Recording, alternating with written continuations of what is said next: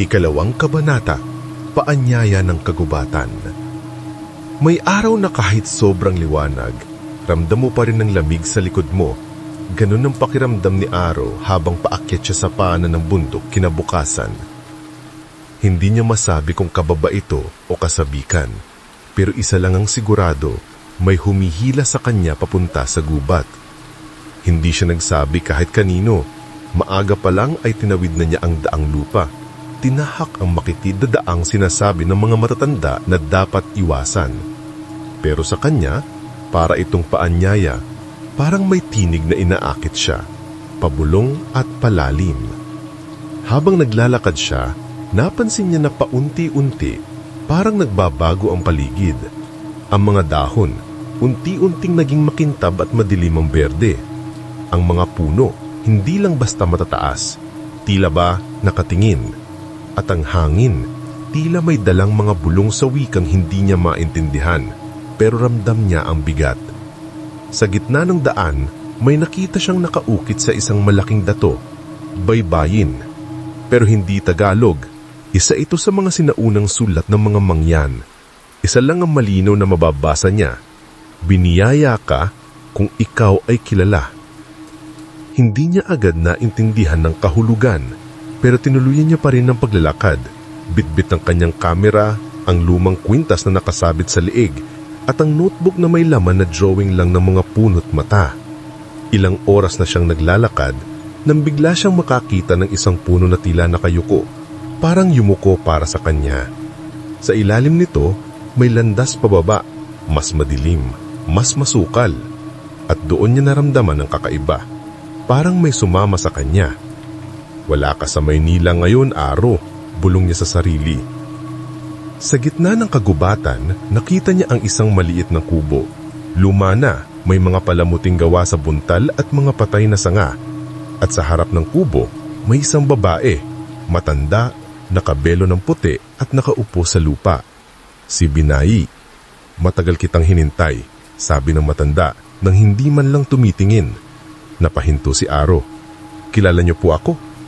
Hindi kita kailangang kilalanin. Ang gubat ang kumilala sa iyo. Lumapit si Aro. Ano po yung lugar na to? Dito naninirahan ang mga kaluluwang hindi pa matahimik. Ako ang tagabantay. Biglang lumanig ang paligid. Parang naahulog sa balon ng mga multo ang lugar. Ang mga aninong dumadaan sa gilid ng mata ni Aro ay hindi basta hangin lang, mga anyo ng tao. Pero nawawala agad. Laging parang may sumusunod. May dala kang utang, dagdag ni Binay. May kaluluwang hindi mo nabigyang hustisya. Sino po? Tanong ni Aro, nanginginig ang boses. Ang iyong ama. Napaatras si Aro. Patay na siya. Hindi ko naman kasalanan. Pero dinala mo ang kanyang kwentas, hindi ba? Yan ang panali ng diwang hindi naisalang sa pag-ulag. At dahil suot mo na, ikaw na rin ang tagapagdala ng kanyang bighatin. Tumahimik si Aro.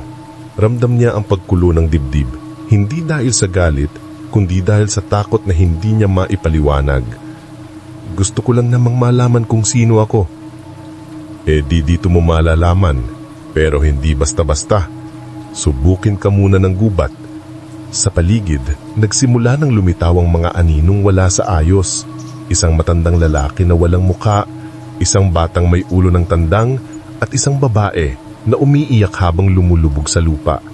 Sa paniniwala ng ilang mangyan buhid, ang mga hindi natapos ang ritual ng paglisan ay naiiwan, nabubulok, at nagkakatoo ang pinakamasasamang alaala nila. Ito ang mga nilalang na yon sa loob ng gubat ng kaluluwa. Aro, sabi ni Binay, kung gusto mong makaalis, kailangan mong daanan ng 4 na pagsubok. Ano pong pagsubok? Pagsubok ng apoy, ilog ng alaala, halimaw ng ukit, at buntal ng kaluluwa. Natahimik si Aro. Napaupo siya sa tabi ni Binay.